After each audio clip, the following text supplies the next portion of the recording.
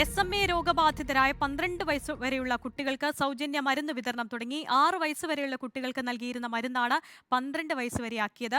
ഇന്ത്യയിൽ ആദ്യമായാണ് അപൂർവ രോഗത്തിനുള്ള മരുന്നുകൾ സംസ്ഥാന സർക്കാർ സൗജന്യമായി നൽകുന്നത്. SMA രോഗബാധിതരായ കുട്ടികൾക്ക് മരുന്ന് ലഭിക്കാത്തത് റിപ്പോർട്ടർ പരമ്പരയാക്കിയിരുന്നു. Reporter impact.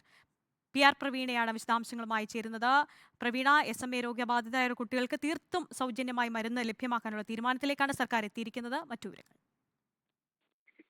നേരത്തെ 10 കുട്ടികൾക്ക് മരുന്ന് നൽകിയിരുന്നു. പക്ഷേ അത് 12 വയസ്സുള്ള കുട്ടികൾക്കായിരുന്നില്ല, 6 വയസ്സുള്ള കുട്ടികൾക്കായിരുന്നു.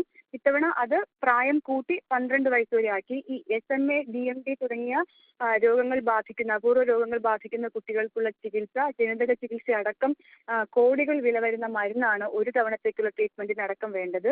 ഇക്കാര്യങ്ങൾ രോഗബാധിതർ തന്നെ, DMD ബാധിതരായ ഒരു വീട്ടിലെ 2 കുട്ടികൾ തന്നെ നമ്മളോട് പറയുന്ന അവസ്ഥയുണ്ടായിരുന്നു. അപ്പോൾ ഇവർക്കടക്കം മരുന്ന് ലഭ്യമാക്കുന്നതിനുള്ള നടപടികളാണ് ഇപ്പോൾ സർക്കാർ സ്വീകരിച്ചിരിക്കുന്നത്.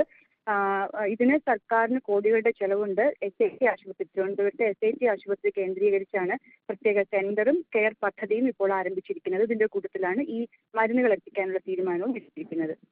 SMA രോഗബാധിതരായ കുട്ടികളുടെ ദുരിതം റിപ്പോർട്ടും വാർത്തയാക്കിയിരുന്നു. PR പ്രവീണയാണ് വിശദാംശങ്ങൾ നൽകിയത്.